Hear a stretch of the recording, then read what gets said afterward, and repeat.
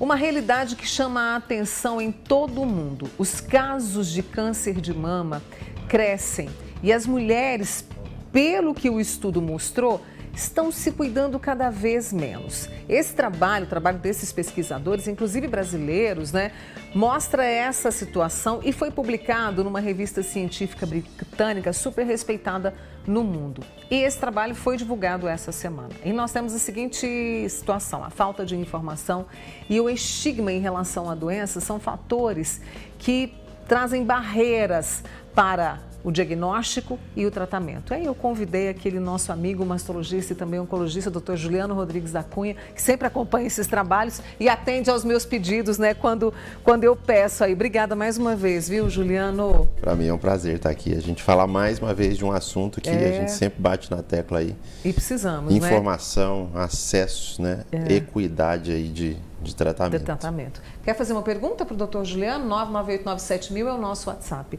Esse estudo veio mostrando esse tipo de situação, ou seja, dificuldade para o diagnóstico precoce, para o tratamento. O que acontece que essa mulher não consegue chegar e continuar, Juliano? Mônica, essa publicação da revista Lancet, que foi recente agora, tem até o Dr. Carlos Barrios, que é um oncologista brasileiro de renome internacional, mostra que, apesar de todos os esforços que a gente tem, ainda tem barreiras que a gente precisa desmontar. Tem alguns pontos que a gente consegue e precisa conseguir melhorar nessa jornada da paciente. Então, o que é importante? A partir do momento que essa mulher tem uma alteração na mama e ela precisa buscar um sistema de saúde, uma avaliação médica, a gente precisa acompanhar essa paciente desde esse primeiro momento. É o que a gente chama hoje de uma possibilidade de navegação dessas pacientes. Uma linha de cuidados onde, desde um primeiro momento, a gente auxilia e monitoriza essa paciente durante toda essa jornada aí de exames, consultas, resultado. A paciente hoje vai ao posto de saúde, por exemplo, consulta com o médico, a médica, ganha um pedido de mamografia. Aí ela leva 60, 90 dias para fazer a mamografia. Essa mamografia, muitas vezes, o resultado dela se perde nesse sistema. É uma mamografia com uma lesão suspeita, precisa de biópsia. Ela demora mais 45, 60 dias para pegar esse resultado. Ou às vezes não pega esse resultado porque ela se perdeu nesse sistema. O sistema não está programado para alertar também essa mulher e fazer uma busca ativa. Esse é um passo de atraso.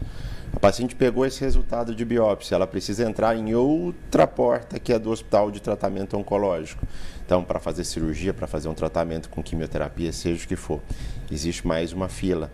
E existe mais barreiras, dificuldades de acesso a essa entrada. E a gente ainda hoje precisa melhorar muito essa monitorização. A paciente, além da dificuldade de um diagnóstico complexo, difícil que ela está enfrentando nesse momento, ela tem essas barreiras para entrar nos serviços. Então, o que a gente precisa é de uma melhor organização desse fluxo. Isso pode ser feito com o que nós chamamos de navegação. Já tem estados no Brasil que têm feito esse processo de navegação. Ou, de uma outra forma, a gente também chama isso de linha de cuidados. Dar a mão para essa paciente e acompanhar ela durante todo esse processo para facilitar essa jornada. E a gente diminuir esse aumento, eu fui até um pouco aqui, diminuir esses casos de câncer de mama e também a mortalidade que vocês perceberam que aumentou. E aí, aqui no país, a gente tem algumas cidades que têm feito esse processo de navegação e tem dado certo? Nós temos cidades, temos estados, no Rio de Janeiro é um dos estados precursores aí que se faz uma navegação de uma forma mais otimizada, de uma forma de rotina, de pacientes oncológicas, onde isso parece que tem dado muito certo. Então, a gente consegue diminuir esse intervalo de diagnóstico, ou necessidade de um diagnóstico e tratamento. E a gente sabe que esse intervalo sendo encurtado, a gente ganha em vários aspectos. Ganha em possibilidade de cura, ganha em diminuição de custos de tratamento. Quanto mais essa paciente demora para chegar para o tratamento, a gente pode perder o tempo de tratamento ideal para ela e ter que instituir tratamentos mais caros, mais complexos e menos efetivos. Juliana, a gente está discutindo aqui, você sempre me ajuda em relação a isso, né? Essa questão de alertar as mulheres e os homens também em relação Sim. ao câncer de mama. A gente tem visto, porque até nesse estudo se propõe justamente essa discussão um pouco mais, né, efetiva. Aqui no Brasil a gente tem esse tipo de discussão envolvendo, né, as autoridades de saúde, os profissionais da saúde, lideranças políticas. A gente tem percebido isso, Juliana? Fico me perguntando, Sim, a gente tem. Eu acredito, Mônica, que é um assunto que a gente cada vez mais tem colocado a sociedade junto e existem inúmeras ONGs, inúmeras associações que buscam colocar o paciente na mesa de discussões, colocar aí o poder público, colocar os profissionais de saúde para a gente conseguir juntos alinhar a melhor estratégia para diminuir todas essas dificuldades. O que a gente percebe é que mesmo conversando sobre Outubro Rosa aí em outubro e o ano inteiro, essa informação muitas vezes não chega aonde deve chegar. Então a gente precisa focar, ainda falar mais sobre isso o ano todo. E a outra coisa é que essas pacientes, muitas vezes, apesar de saberem que tem alguma coisa diferente na sua mama, elas têm ainda o medo, o receio de procurar diagnóstico e tudo mais.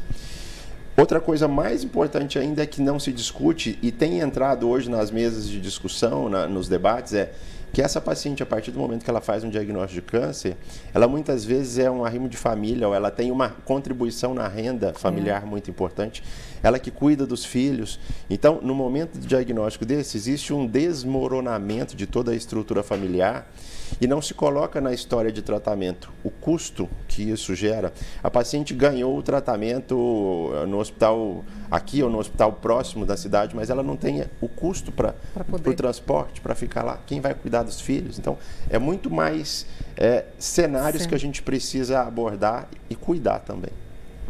Urgentemente. Mariela, eu vou precisar de mais um tempinho aqui com o doutor Juliano, só para trazer algumas perguntas. Por exemplo, tem uma nossa amiga aqui, olha, procurou uma unidade de saúde, tem o pedido, há 2 anos está na fila para fazer exames. Se eu tiver que fazer, tipo assim, agilidade, ela vai ter que pagar. Olha a situação. É o que a gente está falando aqui. Inaceitáveis, né? Inaceitáveis.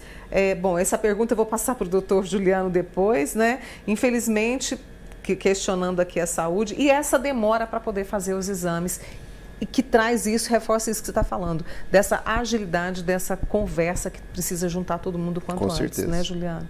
Obrigada, viu, mais uma vez. Eu que agradeço a oportunidade, pode contar comigo quando precisar. Conto sim. Esse é o doutor Juliano Rodrigues da Cunha, ele que é, né, mastologista, oncologista, com a gente aqui hoje, trazendo essa questão do câncer de mama, e o Manhã Total sempre vai falar a respeito disso, tá?